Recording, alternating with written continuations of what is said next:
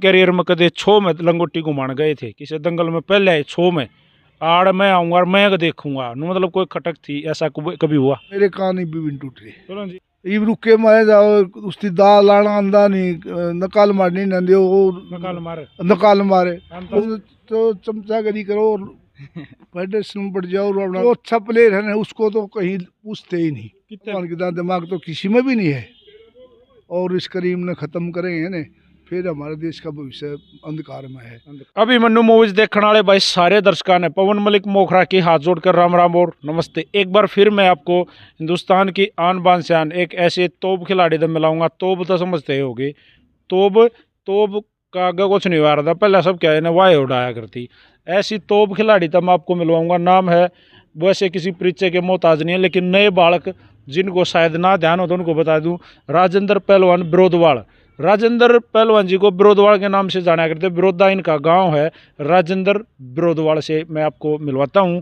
और भाई मैं जब इस तरह से सीनियर ओल्ड इज गोल्ड पहलवानों के पास जाता हूं तो मैं खुद भी पर्सनली बहुत खुश हो जाता हूं। बहुत कुछ जानने को और सीखने को मिलता है। ये इंटरव्यू अगर कोई भी देखेगा उसको भी बहुत कुछ जानने को और सीखने को मिलेगा। नए जो बालक हैं जो रेसलिंग पे अपना ध्यान दे रहे हैं या स्पोर्ट्स में ध्यान दे रहे हैं उनको ये इंटरव्यू देखना बहुत ज़रूरी है। पहलवान जी राम राम। भाई राम राम, मेरा सभी पहलवानों को मेरी तरफ से राम राम जी पहलवान जी, मैं एक बात जानना चाहूँगा, सीधे सीधे सवाल करेंगे आज। देखो इंटरव्यू पहले भी आपका हुआ था, बहुत चीज़ें हमने लोगों को बताई थी। हिंदुस्तान का ऐसा कौन सा रेसलर था आपके टाइम में जिसके साथ अच्छी कुश्ती हुआ करती? भाई मेरे साथ तो आप अपने वेट की बात है, मेरे साथ तो जगदीश की भी अच्छी कुश्ती हुआ थी और तो ईशा को खास ना था हमारे वेट का।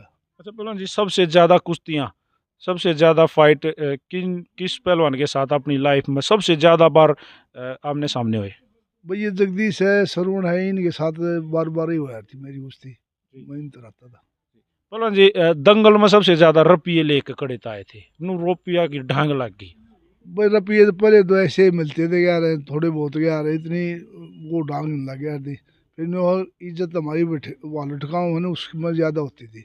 बालुट भी रोहतक डिस्ट्रिक्ट गाँव है, उसमें भी भारा दंगल होता था। पैसे तो आनी जानी चीज़ होती है लेकिन इज्जत बहुत ज़्यादा देते थे वो बालुट के वाले। अच्छा पहलवान जी कि अपने करियर में कदे छो में लंगोटी घुमान गए थे किसी दंगल में पहले आए छो में आड़ मैं आऊंगा और मैं देखूंगा नु मतलब कोई खटक थी ऐसा कभी हुआ?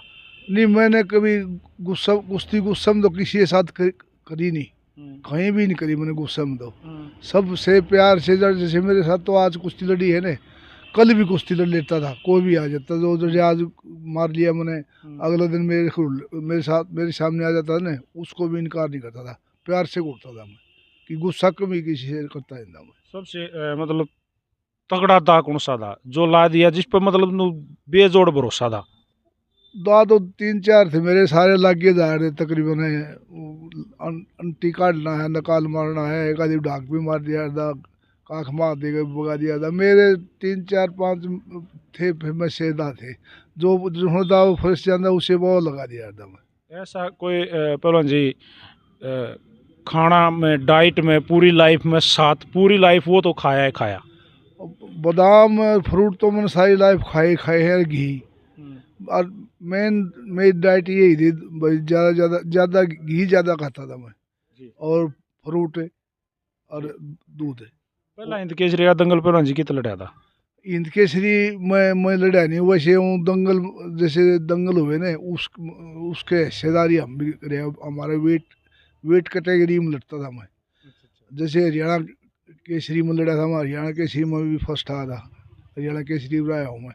फिर लेकिन हिंदुस्तान में रुस्तमे धवन जो गेम होते हैं ना, वो मतलब 82 किलो से ऊपर ऊपर के वेट होते हैं, उसमें कभी मैंने चांस मतलब लड़ा नहीं मैं। अच्छा पहलवान जी, वेट फाइनली कितना था? 72 किलो कितना? शुरू में तो 72 73 किलो रहा था, फिर क्या रहे लास्ट से मतलब 80 पर तक भी वेट घटा के ले आता था, 79 18 इस पर तक वेट को घटाकर 74 किलो में आता था मैं। दंगली कुश्ती पहलवान जी इस वेट में ओपन जो दंगल में जो सीधी छुट्टी की जो कुश्ती हुआ थी वो इस वेट में लड़ लिया? मैं इसे 74 75 किलो वजन था जब मैं इसी में छुट्टी दे दिया था, चाहे कोई बड़ा आता चाहे छोटा आता उसी के साथ घूम लिया था। अच्छा पहलवान जी, कभी मस्कुलर बॉडी बनाने का शौक हुआ कि भाई देखो समझते हो ना मेरी बात, बटिस्टर की डाल इनके जो डब्ल्यू वाले हैं उनकी तरह? नहीं, मैंने ये मस्कुलर ये मतलब फाइट इसको दिखाने के लिए मैंने कोई ऐसी एक्सरसाइज नहीं करी, मैंने जो ये मसल दिखाऊं किसी को। मेरी तो सिंपल प्रैक्टिस थी क्या रहे, दौड़ पीटी उठा बैठी, और ज़्यादा जोर ज़्यादा करता था मैं। हाँ, तो जोर मतलब प्रैक्टिस ज्यादा उस टाइप की थी, जो प्रैक्टिस गेम है उससे की? गेम में है उससे की, और ये मसल बनाने की मैंने कभी प्रैक्टिस नहीं करी। कई बार पहलवान जी क्या आ रहा है, कुश्तियां में पहले हो जाया करता, शायद थोड़ा घनाई भी हो जाता हो, नीचे तांगड़ी मरोड़ दी या कोई ऐसा मतलब जुगाड़ बिठा लिया जिस तक बच जाए या बाहर निकलने का मौका मिल जाए, ऐसा ही सिचुएशन कभी आई? देखो हमारे साथ तो कभी ऐसी सिचुएशन आई ही नहीं, ना हमने किसी के साथ करी। वो है वैसे। हाँ, हो जाता है कई बार, आंगलियां हमारी फंसाओ जब कई बार मुड़ जाती है, फिर कोई चीज छटवा देते हैं कि यार भाई आंगली काटो। कान कब टूटे थे पहलवान जी आपके? मेरे कान ही भी टूट रही। पहलवान जी ऐसा होता है क्या, इतने बड़े मतलब इतने ऊंचे लेवल तक पहलवान गया, क्या वो गोड्डे गाड्डे कौन ही वो मसल रगड़? मैं इस टाइप की कुश्ती नहीं कर रहा था भाई, मेरे गोड्डा लग गए कौन ही लग गए ना, मैं तो स्टैंडिंग कुश्ती ज़्यादा करता था। और मेरे कान तो अभी भी देख लो आप, कान टूटे ही कोसा भी टूटे हैं जी। कान कून गए, मैं नज़दीकी ही कम नाड़ पर हाथ टेकन दिया था। अच्छा पहलवान जी, कस्टम में कुश्ती लड़ने में मजा आ रहा है या जाएंगे लंगोटी में? देखो मेरे को कोई भी फर्क नहीं पड़ा है, दंगल भी मैंने खूब लड़े हैं, और कस्टम की कुश्ती तो लड़ी है लाइफ में। कस्टम में कस्टम की तरह लड़ता था, दंगल में दंगल की तरह लड़ता था।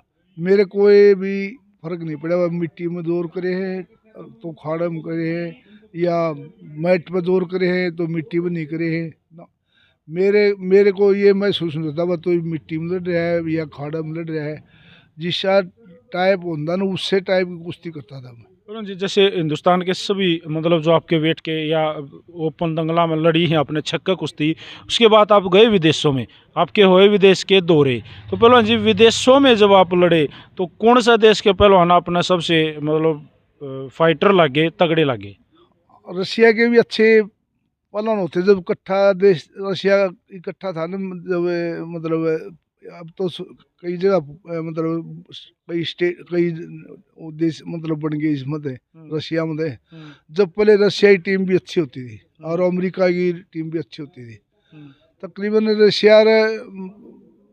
रशिया जब गेम कराता था ना, अमेरिका नहीं आती थी, आपस में नहीं बनती थी।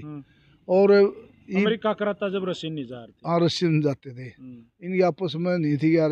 1980 में गए हम जब इनकी आपस में ठीक नहीं थी, ओलंपिक में आए नहीं थे ये। तो हाँ, इस और कई देश अच्छे देश भी हैं क्या, हर एक देश में है। जापान छोटे एशियन गेम में जापान के अच्छे हैं, पहले अच्छे होते थे। अच्छा पहलवान जी, ये जो अपने देखो आपने खूब कुश्ती लड़ी है, तो पीछे से कुश्ती के दौरान एक कोच या कोई उस्ताद नीचे से टेक्निक बताओ, नु मार यो मार डंडा मार धोबी मार नकाल मार, यो पकड़ ले यो हाथ खींच ले नु हट जा, नीचे से वो उसका कितना रोल है? उसका रोल काफी रोल होता है, लेकिन क्या कहते हैं रेसलिंग की दुनिया में उसका क्या नाम होता है जो पीछे से बोल रहे हैं? भाई गाइड गाइड गाइडनेस करने वाला होता है ना, जो पीछे से जो कोचिज हो है, जो कोच होता है वो अपने प्लेयर को बताता है। उसका उसको ज्ञान होगा ना तो जब वो बता होगा, ये रुके मारे जाओ उसकी दा लाना आंदा नहीं, नकाल मारनी नंदे वो नकाल मारे वो आंदा हाथ नहीं हो। तो उसको ये पता होना चाहिए तेरे को प्लेयर ने के टेक्निक आ रही है तो उसी का उसके का नाम लिए हुआ है, भाई घुमा फिरा कर वही दा लगा हुआ है। जैसे नकाल मारने वाला को वो कहीं भी कुछ भी कर ले, नकाल मारने वाला तो बढ़ेगा का नीचे हो लो चाहे ऊपर हो लो, नून नहीं घुमा हुआ, नून धोखा दे करा दूसरी साइड में तो दूसरा साइड में बढ़ा, नकाल बढ़ेगा जरूर जो आदमी। वैसे इसका रोल होता है पहलवान जी? हाँ, इसका रोल इतना हो है भाई, टाइम पर बोल पड़ा ठीक है साहब, तो भाई ई अटैक का टाइम है क्या, टाइम थोड़ा रह रहा है, क्वेश्चन देने लग रहे हैं, कहे अटैक करे, वो भी अटैक ठीक नहीं होता, पक्का अटैक करे। ऐसे नहीं यार बढ़ जा पटाम बढ़ जा टक्कर मारने से पॉइंट नहीं मिलता, टेक्निक से बढ़ना चाहिए आदमी ने। उसका काफ़ी रोल होता है, अच्छा अगर कोचिंग देने वाला बढ़िया हो ना, जो टाइम पर बात बतावे, टाइम पर अगला करे, कुछ मानने भी उस कोच की, जब वह कामयाब होगा उसमें यार भाई इसमें इस कोच ने बताया तो वो ये कामयाबी मिलेगी। पहलवान जी जसूर हमारे साथ भी एक बार पड़ी थी। जी जी। जापान गए मेरे 3-4 मेरे पॉइंट फालतू थे जापान वाले से, हम्म तो मेरे को क्वेश्चन दे थे जबरदस्ती तीसरा। हम्म तो राज सिंह बोला अटैक करे, गट्टा लग गया। जब मैंने गट्टा लग गया वो मन पॉइंट भी मिल गया और वो मतलब है वो क्वेश्चन भी खत्म हो गया। मतलब नीचे से जो गाइडलाइन आई उसने काम कराया। हाँ मतलब एक तो इनको उल्टा हट गया, उल्टा हटा। जब क्वेश्चन देने ला रहे फिर भी इनको उल्टा हट गया ना। उसकी का अपना अटैक कर, बढ़िया अटैक कर गया यार, पक्का अटैक कर। मैंने फिर पक्का अटैक कराया, गट्टा का लग गया था, गट्टा लग गया, दोनों गट्टे थे तो थे बाद मैंने पॉइंट भी मिल गया और क्वेश्चन भी खत्म हो गया। जो गाइडलाइन ठीक देने वाला हो ने, तो गाइडलाइन बढ़िया देने वाला तो अच्छी टेक्निक पर यार देखता है नहीं भाई कि ये कुछ आता है नहीं। जो ही कोच लगा रखे ने उनको इतना नॉलेज नहीं है, उसकी गेम कराया ही नहीं अगला ने किसी ने। कोच NIS करियर जा चपटे और कागज मेरे तरफ रखे ले ले उड़े ना इस कराया है। उन्हें तो तनख्वाह का मतलब है। तनख्वाह तो नहीं, तो चमचागरी करो और फेडरेशन में बढ़ जाओ और अपना बड़े जाओ, लेकर जाओ, कौन दूसरे विदेश का चक्कर लग जाए कभी यार अपने। तो वे फिर इंटरनेशनल कोच हो जाए, कोच हो जाए जिन्हें बेरा है नहीं कुश्ती का कहे का भी कुश्तिया ज्ञान नहीं हो। उड़े सिखाओ है, जयदास सिखाओ है ना, इसमें उड़े तो साल भर एक दाई प्रैक्टिस करे जाओ, 2 सेव कराओगे 3 सेव कराओगे, जो ढाक मारनी है 3 सेव ढाक मारो, कोच 1.5 घंटा, अगले NS कराने वाले 1.5 घंटा 2 घंटे टाइम होता है उनका। एक दा बताते भाई ये ढाक मारो, वो ढाक का मारे जाएंगे, इतने क्या रहे, इतने उनकी छुट्टी नहीं होगी, हर रोज़ दा की प्रैक्टिस करवाते हैं वो। ये फिर सारे कोच हैं उड़े दा सीखे हुए हैं, जिसने ज्ञान ही क्या है, किसी चीज़ का ज्ञान नहीं ने, वो भी उड़ा सारे अब आपने कुश्तिया ज्ञान नहीं ने, तो आप 1 साल NS कराओ, आपने सारे दाया मेरा पट जा आकर मेरे दी बताने लग जाओ, दो अच्छा पहलवान उसकी बताओ हनु मरिए। हाँ ये मरिए ऐसे करिए, ऐसा है सिस्टम है हमारे देश अच्छा का। पहलवान जी जैसे क्या है? अच्छा जो अच्छा प्लेयर है ना उसको तो कहीं पूछते ही नहीं, कितने वीर कहीं भी नहीं पूछते। अन सरकार पूछ दी, अन गवर्नमेंट ना मतलब ये फेडरेशन पूछ दी। जो हमारे ये सीनियर प्लेयर है सलाहकार तो बन सका, हमें बता तो सका बच्चा ना भाई ये बात ये करनी चाहिए, ऐसी करनी चाहिए। कुछ तो मतलब सीनियर प्लेयर से कुछ तो सिखाने के लिए टाइम देना चाहिए उनकी जी। भाई, टाइम पर बुलाओ क्या उसकी इज्जत करो और वो कुछ न कुछ तो बता हुआ, अच्छी बातें बता हुआ। जिसकी ये न्यू ज्ञान नहीं भाई, तो ठार लंगोटी भी लंगोटी बांधे अंडर वीर में जाओ उड़े लंगोटी भी उड़े सिखा वो कुछ ऐसे वाले कुछ सिखाओ हनु बन जा रहा है जो कोई हो। कोई हो ठीक है ना। अच्छा पहलवान जी जैसे एक पुरानी बात होया करती कि जो पहलवान का जो दिमाग होना है वो गोड्याम हो है, वो गणेश सियाने नहीं होते, उनको क्या कहना चाहोगे? क्योंकि पहलवान आपने तो देखी है वो कुश्तियाँ और लड़ी है वो कुश्तियाँ। हमारे ये जो प्ले रेसलिंग है ना सबसे हार्ड गेम है, अच्छा और सबसे दिमागदार गेम है। फैसला कितनी सेकंड की कौन से हिस्से में लेना पड़ा है एक रेसलर ने? 1 सेकंड में ही फैसला नहीं ले हुआ, वो रेसलर नहीं है, वो तो उसले पीछे चला जाएगा, बहुत पीछे चला जाएगा। तो मतलब बहुत माइंड गेम है। आमने सामने आ गेम है, उसकी आंख दिखे, हाथ दिखे, पाँव दिखे, उसमें भी हेरा फेरी करके दाला है, इससे ज़्यादा दिमाग है ही नहीं। तो पहलवान जी इसमें तो है माइंड और ताकत का एक साथ इस्तेमाल करना, उसको रेसलिंग कहते हैं। हाँ ऐसे दोनों दिमाग का और मतलब ताकत का एक दिन ध्यान होगा ना, जब वो दा लाग सकता है वैसे ही नहीं लाग सकता। और दिल भी चाहिए इसमें, दा लगाने के लिए दिल भी चाहिए। पीछे तुतर कम में जाएंगे और यार कुश्ती लड़ने चले जाएगा, फिर वो जीत सके कभी नहीं जीत सकता। तो पहलवान जी कहना मतलब ये पहलवान का गोड्याम दिमाग ना होता। दिमाग पहलवान की तरह दिमाग तो किसी में भी नहीं है। जो औरतों के किताब पढ़ लोगे यार उसमें याद करने करें जाओ, दिमाग से याद करें जाएगा, लेकिन पहलवान तो आमने सामने खड़े होकर दा लगा हुआ है ना, इससे सियाना कोई नहीं होता। हॉकी ला ले, फुटबॉल, कोई गेम ला ले, है तो गेम तो सारे दिमाग के हैं, लेकिन वो आपस में तालमेल के हैं वो गेम। ये हमारा तो तुरंत पा एक्शन लेने का है, तुरंत पा ताकत लगाने का, सारी चीज़ तुरंत पा लगती है। आमने सामने नजर होती हैं, टांग भी इतनी अगला ही काम करेंगे, इतने दूसरा ही करेंगे। और ज़्यादातर कुश्ती में जो पैरों से काम करेगा ना वो हमेशा जीतेगा। अच्छा पहलवान जी, एक किस्सा मैंने सुना कि भाई राजेंद्र पहलवान ने कहीं ये कराया था कि भाई जितने ही नसारे लाइन में खड़े करी था एक एक ने लाई जब मैं गिरी जाऊंगा, हाँ, यो कौन सा मामला? मैं एक बार डीगल चलागा। मैं बाल तो बड़े बड़े रखा था। मेरे को शौक था खाने पीने का, रोडने का, और बाल बूढ़ शौकीन बहुत था मैं। तो डाढ़ी डूडी थी, तो मैं उड़ा चलेगा, माँ जी मेरी छुट्टी दे दो। छोटा था, पतला था, तो मैं देख कर कहता हूँ बोला इसी को बात हुई। न्यू बोला गया तो वो लंगोट बांधे सारे गांठ ले इतने, फिर देखा ही वो सोचे भाई तो 10 सुल्पा पी रहा हुआ अपना आंट जाएगा और अपना चला जाएगा। उड़ा जो मन जाने दे वो तो सह खसक के बैठ गए, कल्टी मार के 7 साल निकल गए। फिर मैं कहने लगा माँ तो ऐसे कहे इन दिले ने बना लिया, मैं लंगोट बांधे वहीं एक ही नान दी, मैं घोड़ा जाऊंगा इन पीछा छुट पाएंगे। फिर एक लड़का लड़ा ढाक लगा मेरे साथ, तो किसी कुश्ती हुई 2 मिनट में भी लान लगी, जाकर मार के चत कर लिया मैंने।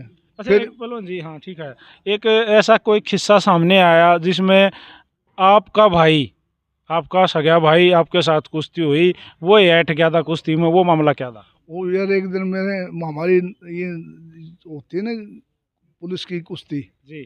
रेंज हो रहा था, वो मैं सोची दे दिया कड़ा कुश्ती लड़ेगा, तो मैं बजा का आकड़ गया। अच्छा। माँ भाई तो आकड़ गया है। फिर नाट गया पहलवान जी, वो कुश्ती खोल दी, नाट गया, नाट्य बोले आंग हलाने लग गया वो, अंत तो बोल रहे हंग हलाने लगे। मैं तो आकड़ रहा है अपने मन में सोची। फिर मैंने खींच के जो इसको चित कराया, अड़े बैठे हो, कोच बन रहे तो। अच्छा ये कोच है। तो पहलवान जी देखो कुश्ती में बहुत कुछ है और बहुत कुछ था, तो अपने देश का भविष्य आज कुश्ती में क्योंकर देखो, क्योंकर फेडरेशन हम रोड़े माच रहे हैं, पहलवान जंतर मंतर पे बैठे हैं, आप इस चीज को देख के आत्मा रो है या क्या मामला? भाई ऐसे है, जो इस तरह मामला चला है ना, जो आपस में इंटरनेशनल प्लेयर है, जो ओलंपियन है, वो जंतर मंतर में बैठे अच्छे लगते यार हैं, वो तो मैच पर होना चाहिए।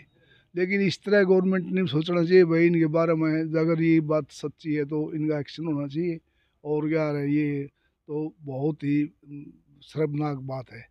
इस तरह एक अच्छा प्लेयर झूठ भी कम बोलता है यार, इतना बड़े लेवल का, इतने बड़े लेवल के हैं। ये तो जो वहां बैठे थे पहलवान जिन्होंने इंडिया की क्रीम थी, उसके बगैर तो कुश्ती का नाम भी नहीं है। उस बगैर कुश्ती का नाम नहीं है। ये तो कभी करीम है, ये तो इससे करीम मतलब तैयार करी गई थी जब करीम बनी थी यार है, और इस करीम ने ख़त्म करेंगे ना, फिर हमारे देश का भविष्य अंधकार में है। और प्लेयर दूसरे मतलब जो भी गेम है ना, हमारा गेम एक ऐसी चीज़ है, वो दूसरे देश को ये बताता भाई ये देश ये ताकतवर है जी, वो किसी भी फील्ड में, किसी फील्ड में हो, उसको अपने देश की को जगाता है भाई ये ताकतवर देश है ये।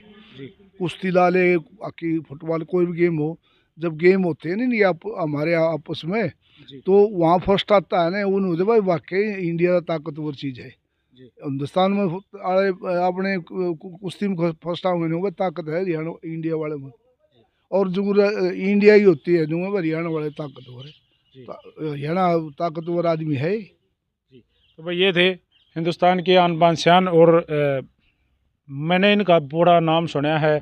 मैं पहलवान जी मेरी एक बैड हैबिट, गलत आदत कैस को हो, मैं जित भी घुसूँगा कि न के का नाम छेड़ दूंगा, फलाना पहलवान की साख था, वो किसी कुश्ती लड़ार था, क्योंकि मन भी तो कुछ नया चाहिए पूछने के लिए, देखने के लिए, सुनने के लिए, फिर वही तो लोग आती बताऊँगा। तो उसमें जब भी मैं आपका जहाँ नाम लेता हूँ तो लोग यही कहते हैं, जो सो शुरू में जो मैंने तोब कही थी ना, वो भाई न्यूए कही थी, लोग मैंने नु कहा भाई कुश्ती की तोब थे राजेंद्र पहलवान बिरोधवाल, आज हमारे साथ जुड़े। और मैं आपको बताऊंगा नेचर भी इतना अच्छा है कि जब भी मैं यहाँ आता हूँ बड़ा प्रेम अपने बच्चों की तरह बिठा के समझाते हैं, बताते हैं, और इंटरव्यू चाहे मैं एक बार आया चाहे 10 बार आया, हर बार तैयार पाए हैं और फर्स्ट क्लास इंटरव्यू दिया। आज तो कितना जाम थे, बाहर जाने की तैयारी थी, मैंने फ़ोन करा देने बोला बेटा आ जा, बाहर कल ले जावाएँ, पहले आप तो ही मिलाएँ। तो पहलवान जी मैं आपका तहे दिल से धन्यवाद और थैंक यू बोलना चाहूँगा मेरी ओर दर मेरे दर्शकों की ओर से, जो आपने ये समय दिया और इतना अच्छे से बात करी।